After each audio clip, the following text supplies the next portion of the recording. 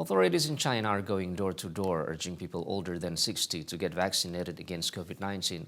But some remain hesitant, citing a fear of side effects. Beijing has renewed its vaccination drive as it tries to handle a wave of infections nationwide after the easing of its so-called zero-COVID strategy. China has joined other countries in treating cases instead of trying to stamp out virus transmission by dropping or easing rules on testing, quarantines, and movement as it tries to reverse an economic slump. But the shift has flooded hospitals with patients. The National Health Commission announced a campaign on November 29 to raise the vaccination rate among older Chinese, which health experts say is crucial to avoiding a healthcare crisis. The Commission has recorded only 6 COVID-19 fatalities this month, bringing the country's official toll to 5,241. More than 90% of people in China have been vaccinated, but only about 2/3 of those over 80, according to the National Health Commission.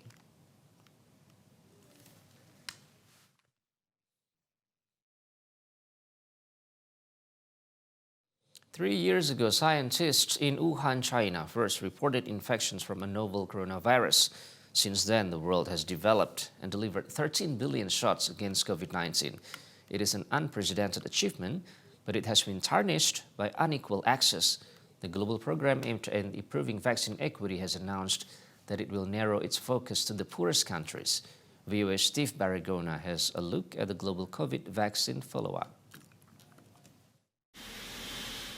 February 24th, 2021, a delivery of COVID-19 vaccines arrives in Ghana, striking a blow for vaccine equity. We're really happy because they're going to benefit a large number of beneficiaries in Ghana. Ghana is the first country to receive the COVAX vaccines. The UN-backed COVAX program aimed to help low and middle-income countries get access to COVID vaccines after rich countries had locked down most of the early supplies. The program struggled to compete for limited doses. After nearly 2 billion shots delivered, COVAX is narrowing its scope to serve the poorest countries. That's in part because 2 years later, there are plenty of shots available.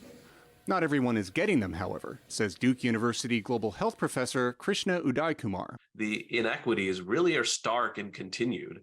In Africa, only 25% of the population of the entire continent is fully vaccinated, compared with more than 75% in places like South America.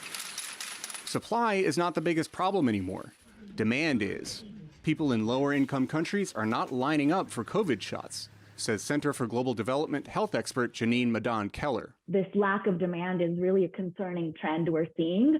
The reasons behind low demand, I'd say, are quite complex and multifaceted. Misinformation about the vaccines is rampant. Trust in governments providing the shots is low. And many people in lower-income countries don't see COVID as much of a threat.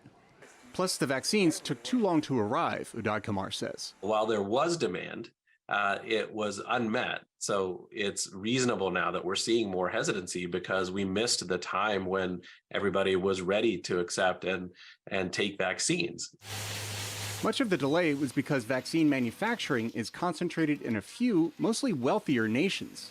Poorer nations were left hoping for handouts, says Brown University Pandemic Center Director Jennifer Nuzzo. I think we have to figure out how to make these vaccines in a much more distributed way than we did before, so we aren't just relying on donations. It's clear donations do not work because when faced with a crisis, countries will always choose to prioritize their own populations. Efforts are underway to build more vaccine factories in Africa. But building them is just the start. How to keep them in business in the long run is another question, Keller says. Who's going to buy these vaccines, or what vaccines make sense, both from an economic but also from a health perspective, for these manufacturers to produce? Where will the money to pay for them come from? The African Union faces these questions as it aims to manufacture 60% of its routine vaccines on the continent by 2040. The challenge is to build a sustainable vaccine industry that can handle both regular vaccines and the inevitable next pandemic. Steve Baragona, VOA News.